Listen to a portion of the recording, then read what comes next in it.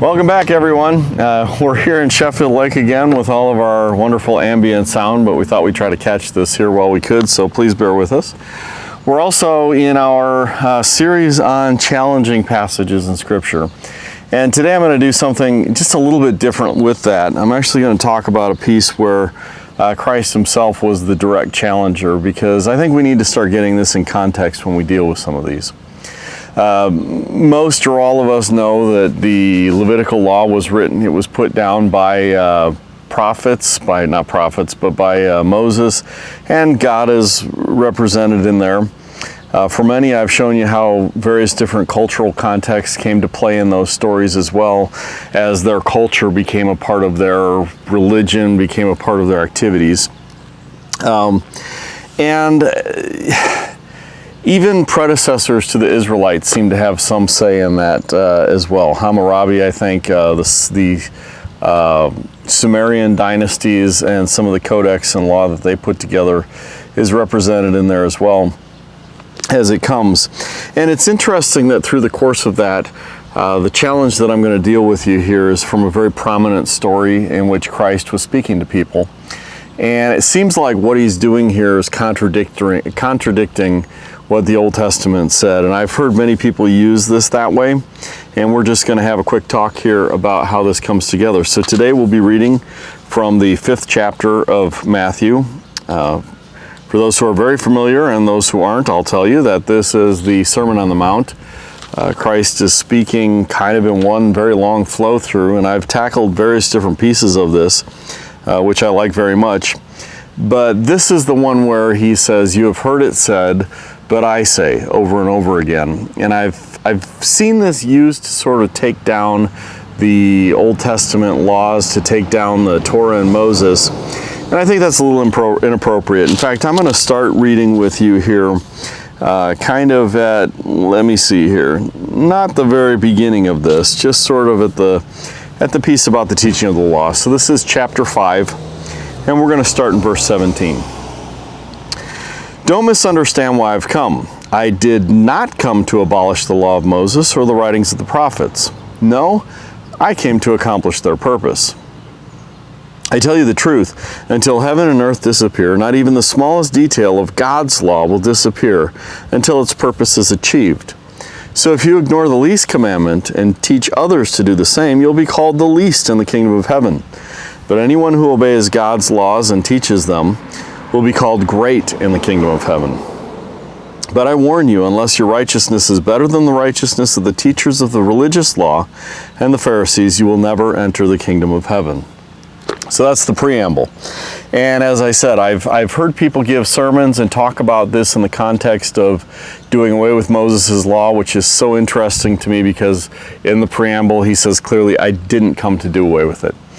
Now, I've also heard people bring this up and say, if you're not more holy than the Pharisees, who tried so hard to keep the law perfectly, that you also will be lost, is what folks say. Although I would have to point out to you, very controversially, that in this piece, when he talks about the people who do away with or take away from the law, it says that they will be the least in the kingdom, but still in the kingdom, if you follow that. All right, so let's jump into these and go. Verse 21, "You have heard that your ancestors were told, 'You must not murder. If you commit murder, you're subject to judgment.' But I say, if you're even angry with someone, you're subject to judgment. If you call someone an idiot, if you're in danger of being brought before the court, or you're in danger of being brought before the court. And if you curse someone, you're in danger of the fires of hell." There's some qualifiers to that I can't get into today. "So if you're presenting a sacrifice at the altar in the temple, and you suddenly remember that someone has something against you, leave your sacrifice there at the altar. Go and be reconciled to that person, then come and offer your sacrifice to God. When you're on the way to court with your adversary, settle your differences quickly. Otherwise, your accuser may hand you over to the judge, who will hand you over to an officer, and you'll be thrown into prison. And if that happens, you surely won't be free again until you pay the last penny. I'm going to keep going through these and then kind of draw some correlation.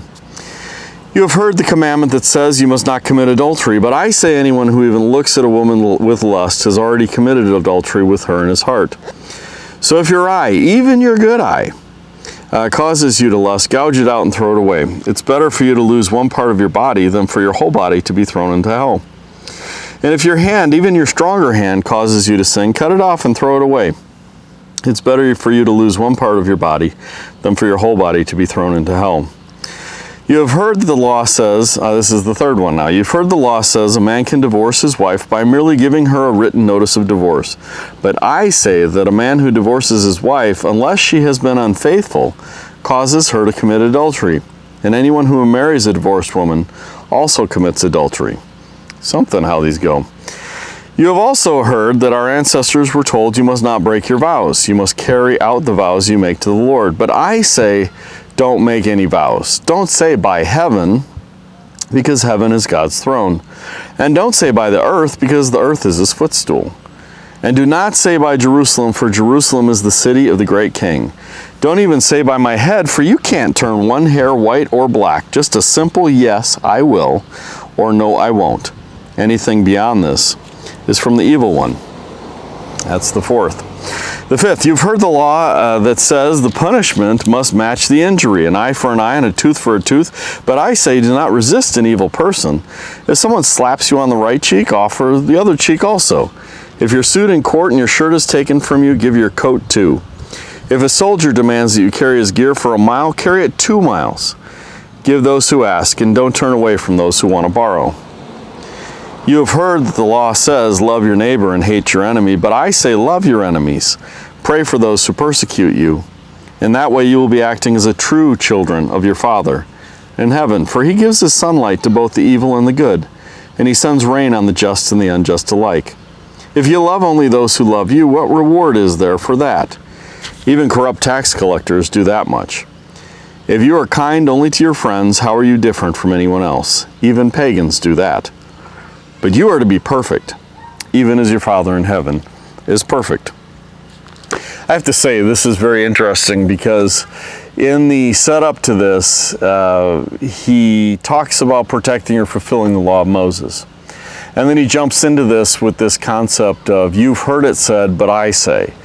And if you watch these carefully, in each and every one of these, what he's doing really is taking this not as some teach to a more severe extent. He's taking it to a more internal side of things. In other words, I guess it's easy to be outwardly good and to show people or act to people like you're good. But doing something good for someone while grumbling against them behind their back really isn't doing much good to you. I used to be so confused when I was a kid. My grandmother, who said all of her life that she dealt with anger issues, my dad's mom, overcame them, and she had a word that she invented. I think it was called Kenorkin or something like that. And she would say that word when she got so mad at someone that she just wanted to, I guess, swear. She'd say Kenorkin instead at someone or something or whatever. And I remember having a conversation with her at one point saying, I'm not sure that the letters that create the word are the problem so much as the attitude of the heart, which is what Christ is speaking about here. This one is not a contradiction at all. In fact, this one is more of a correction. You think about the idea that Christ came to fulfill the law. The Pharisees followed him around and nonstop they were saying, hey, you're breaking the law, you're breaking the law, you're breaking the law. And every time they did, he would give them some story that showed that he wasn't breaking the law. He was working completely within it on a much deeper level than they ever understood. Finally, they had that one story where they come along and they say, you're breaking our law, because they came across some that they had written that he was breaking clearly. And in that one, he simply points out that these things are not made to hold man in chains. They're made to free man. I think when the great Pharisee known as Saul was transformed into the man Paul, he spent so much of his time writing about freedom after that. And it's not because he believed that he should do anything to anyone without any reproach. It's because he came to an understanding of the law that Christ was talking about here. That there's an internal relationship that goes beyond the do's and the don'ts into the spirit of who we are. And that's exactly what Christ is talking about in this story. Well, these are fun. We could go on and on and on and debate about what it means to not look at someone or think about someone something or how this works or that or whatever.